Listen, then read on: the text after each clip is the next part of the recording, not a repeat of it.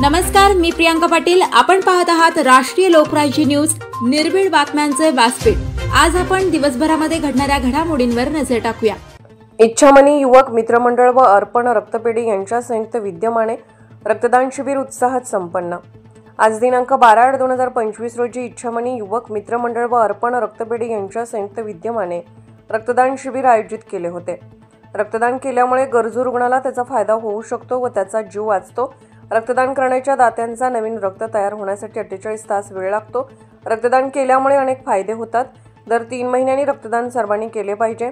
या कार्यक्रमाचे आयोजक प्रकाश सोमवंशी, भालचंद्र पाटील, अध्यक्ष परवान धाड, अर्पण ब्लड बँक कल्पना मॅडम, धनंजय जळूकर, गांगुर्डे, तेजस कुणाल पवार, आयोजक विजय शिंदे, राजाभाऊ नवले, हेमंत पवार यांनी हा कार्यक्रम आयोजित केला। नाशिक रोड प्रतिनिधी संदीप रूपवते।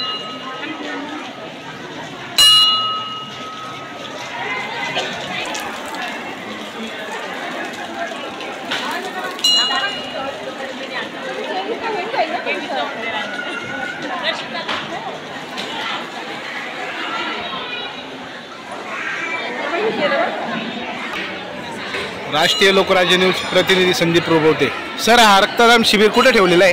इच्छामणी युवक मंडळ व अर्पण ब्लड बँक यांच्यातर्फे इच्छामणी मंदिरात मेल रोडला नाशिक रोड वाटामध्ये शिबिर ठेवलेला आहे। 12 तारखेला 12 ऑगस्ट या शिबिरामध्ये अर्पण ब्लड बँकेने शिबिर आयोजित केलेलं आहे। तर याच्यामध्ये आम्ही सगळ्या रुग्णांना रक्त देत असतो, जे आम्ही फ्री ऑफ कॉस्ट रक्तदान देत असतो। या रक्तदानामुळे अनेक लोकांचा जीव वाचत असतो।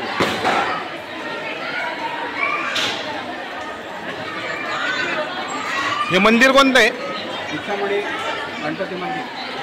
अच्छा, तुम्हाला सर काय बोलायचं? ॲक्च्युली हेमोग्लोबिन 12.5च्या पुढे आहे आणि वजन 50च्या पुढे आहे।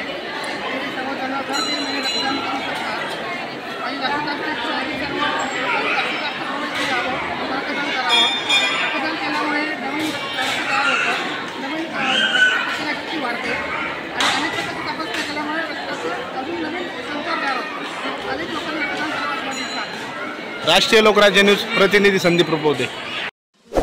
ताज्या बातम्यांसाठी आणि अपडेट्ससाठी राष्ट्रीय लोकराज्य न्यूज चॅनलला सबस्क्राईब करा, तसेच लाईक आणि शेअरही करा।